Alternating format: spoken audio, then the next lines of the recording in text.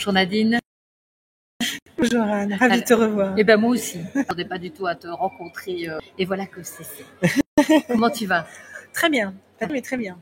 Beaucoup de routes, beaucoup de travail. Le travail, beaucoup de choses, de projets, énormément de choses. Très contente. Mais malgré tout, tu es à l'UER. Voilà. Avec Cécile Chac. Et je remercie Cécile parce que je suis rarement. Cécile tenait absolument à ce que je vienne pour plusieurs raisons et notamment le fait aussi que j'ai une filleule. Je suis marraine d'une filleule, donc puisque ça fait depuis le mois de février que je suis marraine pour, je ne sais plus le nom précisément là, en fait, pour les personnes victimes des injections. Et donc c'est après qui te choisit. C'est une adorable Léa qui choisit, qui a été se reposer parce qu'elle est fatiguée. Elle était avec moi quasiment tout l'après-midi. Elle était très fatiguée. Je lui dis, je pense que tu vas aller te reposer. Elle me dit oui, je plus. Donc on se verra peut-être demain. Je la salue. Et donc je suis très contente parce qu'on a créé une complicité qui s'est vue sur les photos qu'on a fait tout à l'heure. Et que je l'accompagne autant que je peux. C'est au-delà d'accompagner juste pour faire une émission et parler d'elle. Avec voilà, c'est ça, et d'être force de proposition sur plein de choses pour l'aider à guérir. Et donc elle prend son temps, elle fait son rythme. Moi je ne suis que comme une, je dirais pas une maman, mais en tout cas quelqu'un qui va juste l'accompagner et suivre son rythme et rien d'autre et donner tout ce que je peux donner pour qu'elle aille bien et qu'elle guérisse. C'est une belle relation. Alors. Très belle, oui. Très bien, je suis très contente. Alors, donc tu es venue à l'UER, j'ai vu que tu présentais tes livres et tu es intervenante également demain.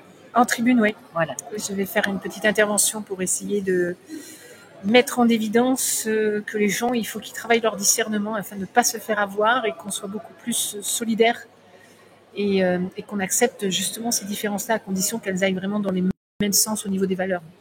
Alors pourquoi? Parce que tu as remarqué qu'au niveau des collectifs et des personnalités, il y avait des problèmes, des dissonances ou c'est ça, beaucoup d'ego, beaucoup de guerre d'ego. On voit beaucoup les hommes en évidence, toujours les mêmes invités et beaucoup de faux semblants, beaucoup de faux résistants. Il y en a énormément. Je me suis fait taper sur les doigts d'avoir dit certains mots à une époque et les gens s'en sont rendus compte après. Ils m'ont dit merci pour ceux qui étaient honnêtes. Tu sais, c'est comme en 2016 d'avoir dit que Brichel c'était un homme. On voulait pas me croire. Voilà. J'ai juste dit ça, moi. J'ai pas fait autre chose. Et puis les gens maintenant commencent à comprendre, à se mettre en place, à voir des informations qui se justifient. Désolée, je suis un peu fatiguée avec tous les ateliers. C'est bien que c'est nature et confident. On est avec la liégeoise Anne. C'est très bien. Mais bon, juste pour... Et donc je peux cafouiller, comme je suis dyslexique, je peux cafouiller. Et du coup, moi déjà de par mon métier, je vois à qui j'ai affaire. Et il m'arrive d'avoir aussi des preuves de ce que j'ai détecté. Et ça manipule l'opinion, ça manipule les gens. Donc c'est ce qui bloque et c'est ce qui empêche de pouvoir s'en sortir encore plus vite. C'est une des raisons. C'est un gros frein. Alors qu'est-ce qui serait selon toi, pour ceux qui ne vont peut-être pas assister justement à ta conférence, quels sont les points qui seraient pour toi à se rappeler peut-être Alors, je vais essayer de la faire enregistrer déjà. Conférence. En fait, les points qui sont importants, c'est ce que j'ai fait les 2 ateliers, donc sur la gestion du discernement et de la manipulation, et puis des émotions. C'était celui de cet après-midi. Justement, des émotions. Voilà. C'est que plus on est autonome, nettoyé de ces traumatismes, on gère mieux ses émotions, mais surtout, ça nous permet de savoir vraiment là où il y a des failles nous concernant. Parce qu'on ne peut pas tout nettoyer tout de suite, on n'a pas soit la bonne personne, soit pas l'envie, soit pas le moment. Et ça, c'est après chacun. Mais au moins d'être objectif sur qui on est. Parce que le profil que l'on est, c'est ce qu'on va reproduire sur un autre. Je suis gentil, donc je vois tout le monde gentil. Donc voilà, et c'est pas comme ça que ça marche. Chaque profil est unique et différent. Donc il faut faire attention à toutes ces choses-là, en fait. C'est complexe, parce que ce que je disais, c'est qu'à l'école, on nous apprend énormément de choses. Mais il y a énormément de choses qui sont fausses qu'on nous apprend. Et il y a surtout beaucoup de choses qu'on oublie de nous apprendre. Dont une, qui je suis. Parce que si on sait qui on est, on va savoir à qui on a affaire. C'est ça. On a tendance à s'identifier à des choses qu'on fait, mais pas à qui nous sommes. Ou des attentes. Ou des attentes. Ou à l'activité de qui on est. Qui fait qu'on ne va pas se rendre compte des coups qu'on peut prendre, par exemple, ou des manipulations qu'on peut recevoir, ou des mensonges qu'on nous a bernés. Parce qu'on ne voyait pas les choses comme ça, parce qu'on ne se voit pas non plus tel qu'on est. Avec objectivité et sans jugement de valeur, parfait. C'est juste, voilà, je suis comme ça. Mais ça pourrait être même se sous-estimer aussi. Aussi. Parce que je veux dire, c'est pas toujours surestimé, mais il y en a qui manquent de confiance en eux et qui sont justement avec un manque. Ils ont l'impression qu'ils manquent de discernement justement parce qu'ils manquent de confiance en eux. Certains, oui, mais s'il y a des traumatismes, dans la mesure où tu as un manque de confiance, il y a plusieurs confiances, il n'y en a pas qu'une. Si tu as un manque de confiance, c'est que tu as un problème derrière qui bloque. Donc, tu n'es pas forcément objectif. Mais ça ne veut pas dire que la personne est mauvaise ou pas bonne, ou etc. Bien évidemment. C'est pas ça que je suis en train de dire. Ce que je veux dire, c'est comment être le plus autonome possible pour faire ses choix et de savoir qui on est pour évoluer. Parce qu'on n'est pas dans une société uniquement, c'est pas un long fleuve tranquille où tu fais rien, quoi. On doit travailler sur nous. Et moi, je considère que je sais rien. J'apprends tout le temps. Et personne ne détient la vérité. C'est ce que je considère aussi. Et c'est aussi ce que j'enseigne. Même si ça fonctionne, ce que je fais. Mais pourquoi ? Parce que ce qui est valable aujourd'hui ne sera peut-être pas valable demain. Tout simplement. Et puis, on peut se tromper, on peut être trompé. Il y a plein de choses qui peuvent arriver. Bon, c'est vrai que les résultats sont justes, mais ça peut arriver. Mais déjà, si tu es dans ces constats-là, c'est une façon de dire, je sais qui je suis et je sais comment je vais me développer pour apprendre. Mais il faut faire l'état des lieux. Et c'est difficile d'être objectif. On en parlait tout à l'heure dans un atelier. Il y avait une de mes clientes, justement, qui fait un coaching. Elle me dit, je pensais que. Et elle m'a révélé que. Et depuis que c'est révélé, ça a débloqué. Du coup, ça révèle plus de personnes, de choses en elles, de potentiel et ainsi de suite. Ça débloque le trauma. On peut avancer, on peut tracer, pour qu'il soit autonome. C'est ça. Donc la première chose à faire, c'est se connaître. Ouais, mais c'est pas parce qu'il y a plein de choses que tu sais pas. Tu peux avoir. Oui, non, mais on est bien d'accord. Donc là, il y a un travail à faire qui est un travail quand même important. C'est d'apprendre à se connaître. Voilà. Plus exactement. Apprendre à se connaître. Donc tout seul, c'est difficile parce qu'on n'est pas vraiment objectif. Et quand on apprend bien à se connaître, on apprend à évoluer, à développer et à travailler sur soi. Et du coup, on découvre encore plein d'autres petites choses. Ah, ça c'est super, je sais faire ça. Ah, ça tiens, il y a ça. Oh, faut que je travaille. Oui, peut-être pas aujourd'hui, demain. Pas grave. L'essentiel, c'est que ce soit identifié. C'est ça. Et alors, l'étape suivante, alors, quelle est, donc, tu as identifié qui tu étais et qu'est-ce qui peut faire que tu puisses alors acquérir un discernement Alors, déjà, il faut nettoyer. Oui, il faut nettoyer les traumas. Parce que plus c'est comme une maison. Tu rentres dans une maison, c'est dégoûtant. Qu'est-ce que tu fais ? Tu nettoies. Et avant de faire les travaux, quoi que ce soit, tu réfléchis, tu regardes, c'est faisable, pas faisable, etc., etc. Donc, on fait table rase de tout. Et là, on fait un état des lieux. Et en faisant un état des lieux, encore une fois, c'est je suis qui ? Qu'est-ce qu'il faut que je travaille ? Est-ce que j'en ai envie ? Est-ce que c'est le moment ? Est-ce que j'ai la bonne personne pour le faire ? Est-ce que je suis objective sur ce que j'ai trouvé ? Est-ce que je ne vais pas payer plutôt quelqu'un pour me dire qui je suis vraiment ? Et ainsi de suite. Voilà. Et après, derrière, c'est toi qui décides de ce que tu veux faire. Ça appartient qu'à toi. Ça n'appartient pas à quelqu'un d'autre. J'ai envie de faire ceci et cela. Ok, vérifie juste si c'est aligné avec ce que tu es. Aligné avec tes valeurs. Voilà. Aligné, même spirituellement. Hein. Ça va jusqu'à l'âme et conscience. Moi, je vais dire, c'est la première chose. C'est est-ce que ça te convient ? Est-ce que ça correspond à tes valeurs ? Effectivement, tu vas être dans la passion. Dans la passion, en fait, tu vas faire ce que tu aimes. Et quand tu fais ce que tu aimes, tu ne comptes pas et tu deviens pro dans ce que tu aimes. Je veux dire, si on t'oblige à faire quelque chose pour l'alimentation, pour gagner sa vie, c'est beaucoup moins pétillant et c'est beaucoup moins agréable. Absolument. Donc là, tu encourages quand même les gens à essayer vraiment d'écouter leur cœur pour dire s'il est propre. Parce que si elle est trop mal, le cœur n'est pas propre. Exactement. Et c'est comme ça qu'il risque de se faire manipuler et ainsi de suite. C'est la première chose à faire, c'est qui je suis. Je sortirai pas de ça. Et c'est moi qui décide, enfin moi, toi, tout le monde, qu'est-ce que je vais en faire ? C'est apprendre à s'aimer. Et on arrive à apprendre à s'aimer avec mon livre Je m'aime, exactement. Oui, c'est ça, on en arrive à ça. Voilà, un livre qui m'avait beaucoup plu parce que c'était un livre où moi je m'étais fait tatouer respect et c'est vrai que le mot principal c'est s'aimer, c'est pas se respecter. Respect, ça vient avec l'amour aussi. C'est ça, c'est se respecter et se faire respecter, s'estimer aussi. On est tout à fait d'accord. Donc c'est là qu'on apprend à s'aimer. Quand on commence à travailler sur soi, on apprend à s'aimer. C'est un long travail. Et on apprend chaque jour, autant que possible, parfois beaucoup, parfois moins. Et puis il y a des résultats. Quand c'est aligné, tout tombe. Tout vient facilement. Tout est plus fluide. Si aussi tu travailles également en spiritualité, mais pas du côté astral. Donc il faut faire attention à ça, c'est bien d'être connecté à son âme et que son âme soit propre aussi. Parce pour ne pas se faire parasiter, c'est ça. Exactement, parce qu'on a été dévoyé, l'ADN, etc., avec tous les trucs matriciels. Hein, on est né en 3D, donc c'est logique. Il faut vraiment tout nettoyer. Et après, derrière, tu es vraiment dans l'amour de toi. Et quand tu es dans l'amour de toi, tu es dans l'amour des autres. Mais pas de tout le monde.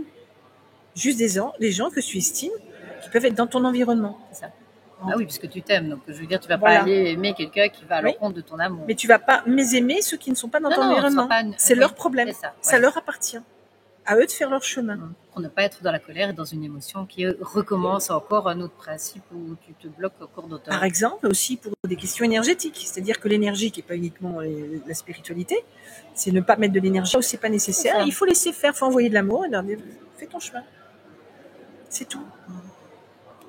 Est-ce que tu penses que les gens sont, malgré qu'ils ont pris des injections, parce qu'on voit quand même que les gens ont beaucoup moins de discernement. Est-ce qu'ils l'ont perdu, ou est-ce qu'ils ne l'ont jamais eu, ou est-ce que nous sommes en phase de changement? Comment tu vois au niveau du discernement? Comment tu ressens la population au niveau du changement?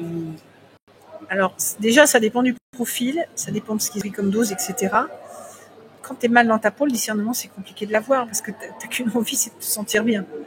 Tu t'en fous de réfléchir sur des trucs. Si tu dis à un moment donné, je suis fatiguée, je suis pas bien, c'est trop, ça met trop d'informations, etc., etc., je vais me reposer, je vais dormir. Donc il est ralenti, voire quasiment inexistant. Il y a des gens qui se sont fait picouser par manque de discernement. Celui qui se fait picouser pour aller au cinéma, moi j'appelle pas ça avoir du discernement.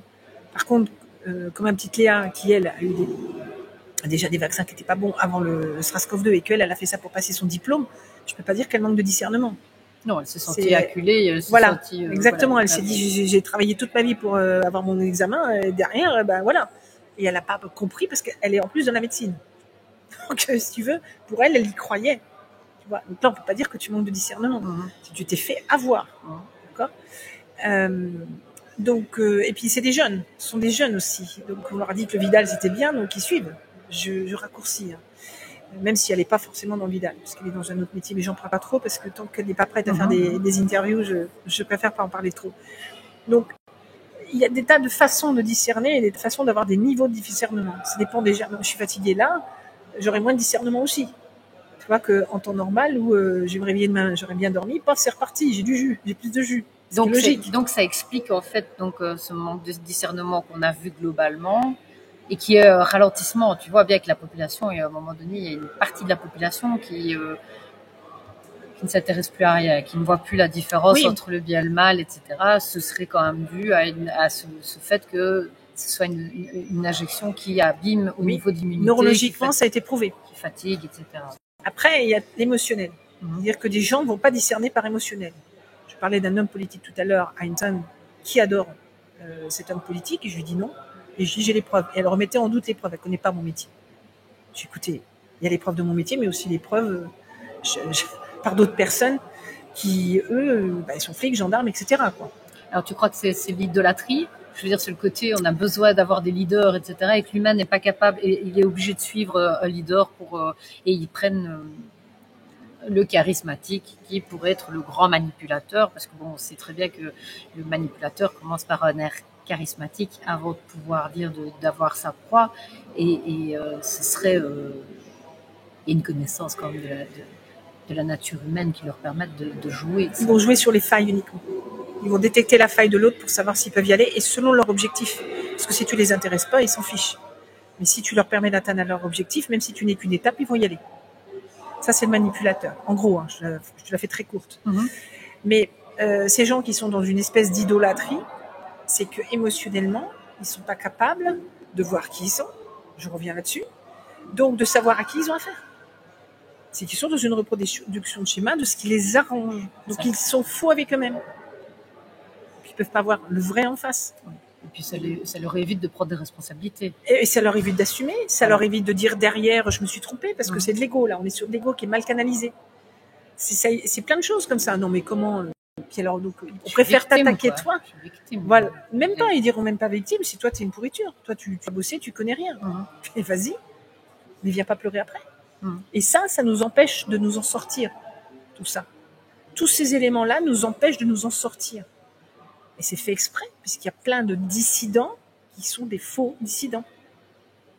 Mais ils ne le font pas, ils ne sont pas nécessairement payés par l'opposition, mais pas nécessairement tous. Pas tous, non. Voilà, il y en a aussi que c'est juste l'ego. Il y a beaucoup d'ego, il y a beaucoup d'ego, il y a aussi beaucoup de personnes qui sont très fausses déjà avec elles-mêmes, donc elles reproduisent ça en face, elles minaudent et ainsi de suite. Les gens finissent par le voir.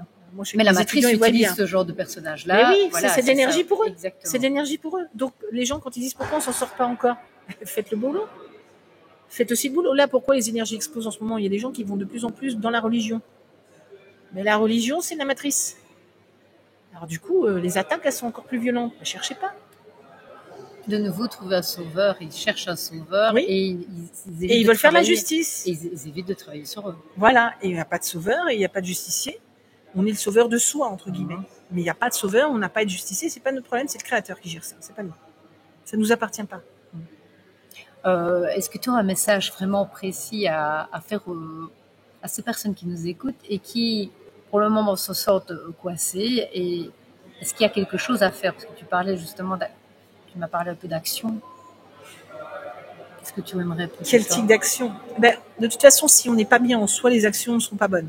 Donc le premier travail, c'est soi. Je reviens sur le fait, si vous sentez qu'il y a quelque chose qui ne va pas en vous, c'est que c'est là qu'il faut faire un travail. Alors, pas que là, il y a sûrement d'autres choses aussi, mais il y a déjà là. Si vous voyez que c'est bloqué d'une manière ou d'une autre, il ne faut pas hésiter à se dire, bon, si c'est bloqué, c'est qu'il faut que je débloque. Il ne faut pas insister. Si c'est pas fluide aussi, c'est pareil. Ou si c'est très fluide, il faut se poser la question aussi, parce que ça peut être un piège. Ça dépend des situations et des profils. La seule chose, c'est que s'il y a une chose que je peux demander aux gens, c'est que posez-vous des questions sur des choses dont on parle peu ou pas du tout. C'est peut-être justement parce qu'elles sont bonnes. J'ai un métier qui a 160 ans de retard en France. Moi, je me pose des questions, pourquoi? Alors que j'ai des tas de résultats positifs depuis des années. Tous les résistants me connaissent. J'aurais envie de dire qu'à partir du moment où les entités savent que si on a le pouvoir de les enlever, eux-mêmes vont faire en sorte de parasiter évidemment l'être qu'ils ont sous leur coupe pour éviter qu'ils fassent le nécessaire pour se libérer. Absolument. Donc, absolument. Et il y a d'autres cas. Moi, je parle du profilage, mais il y a d'autres cas. Il y a des gens qui font des choses extraordinaires, mais ils sont bloqués aussi. Voilà. Ils sont bloqués aussi, quels que soient les domaines. Mais bon, nous sommes tous des êtres humains. Apprenons déjà à nous connaître nous, parce que on sait ce qu'on va faire, on a dans les mains, parce qu'on a tout en nous, hein. On a tout. Et là, plus tu travailles là-dessus, plus ça avance un ensemble de choses qui vont te révéler, te développer, te transcender même. Je vois des trucs, des résultats, des fois chez des clients ou même pour moi. Ouais, super, génial. Et du coup, ça donne encore plus envie d'aller plus loin. Ça. Et là, ça décale énormément. Mais si les gens restent à rester dans leur univers classique, parce que beaucoup veulent du changement, mais ils veulent quand même garder les choses de l'ancienne vie. Mais non, on est dans un switch. On ne sait pas vers quoi on va, on ne sait pas comment, mais on y va. Et tant mieux. On termine un monde pourri pour essayer d'aller vers quelque chose de bon. Ça va pas mettre 3 minutes, hein. C'est sûr. Donc tu mises sur la... Très. De toute manière, le chemin est en train de se faire et... Mais ça peut être très long parce qu'il y a des gens qui freinent. Et ils font donc le jeu de la cabale sans s'en rendre compte. Inconsciemment. Et comme on a énormément de gens qui sont des faux dissidents, sous X et Y apparence, moi je le vois, c'est mon job. Et je me suis pas trompée, hein. Chaque fois ça tombe. Chaque fois, il y a toujours quelqu'un qui me sort une preuve matérielle, on va dire, au-delà du profilage, ça tombe. Alors donc demain tu vas nous parler de ce thème-là. Je vais peaufiner mon approche, j'écoute un peu les gens aussi parce que je veux faire quelque chose qui leur parle. C'est ça. Parce que tu sais, moi je pourrais parler des heures. Oui. J'ai un métier qui est l'humain, c'est tellement vaste. Mais ce que je veux, c'est que ça leur parle et je vais peaufiner ça ce soir ou demain matin. Et j'ai vu tout à l'heure que tu étais sous forme d'atelier, donc là c'est quelque chose qui est parlant. C'est des techniques que tu mets en place directement. Oui, mes propres techniques en fait, voilà. Et des choses que j'ai apprises aussi. Il n'y a pas que les miennes. Mais ce qui est formidable, c'est qu'il y a beaucoup de gens qui viennent, qui sont très contents, qui me remercient, qui prennent après le livre, etc. Et moi, j'ai apporté quelque chose, je suis venue pour ça. J'adore transmettre, donc ça me fait plaisir. Et si ça fait bouger quelque chose en eux pour améliorer, même si c'est juste une once, tu vois, ben, ça me suffit. J'ai pas perdu ma... Voilà. Moi, c'est tout. Il n'y a pas autre chose. Je revois plein de gens que j'avais pas vus depuis longtemps. On se fait des câlins, on se fait des trucs et d'être sur le terrain. C'est une belle énergie, oui, c'est ça. Voilà. Alors peut-être aussi dire aux gens qu'il faut sortir. Ah oui, arrêtez d'être derrière l'écran. Voilà. Non, mais nous on se bouge, bougez-vous aussi. Il y en a qui ont le courage de le faire. Non, mais arrêtez ça, parce que ça c'est le jeu de la matrice. C'est ça. Alors attention, je parle pas de quelqu'un qui est handicapé, et encore on en a vu plein des handicapés. Oui, tout à fait, oui. Il y a des victimes qui sont venues. Hein. Mais oui, sortez de votre écran, s'il vous plaît, sortez de votre écran. On est réel, on se touche, hein, voilà, on se fait des câlins et tout. Et c'est formidable, des gens différents les uns les autres, des gens que j'ai découverts pour la première fois, on se fait comme des câlins. Moi, je ne suis pas assez invitée. Je me pose des questions aussi pourquoi, mais surtout mes auditeurs. Mais je suis contente. Je sais qu'en Belgique, j'ai pas de problème. Mais je suis très très contente. Ça me fait un bien fou d'être sur le terrain. Merci beaucoup. Donc c'est moi qui te remercie d'avoir pensé à me recevoir et puis Avec plein de choses à plaisir. tes auditeurs. Merci, Et au Nadine, plaisir, ma merci. petite Anne. Voilà. Et merci à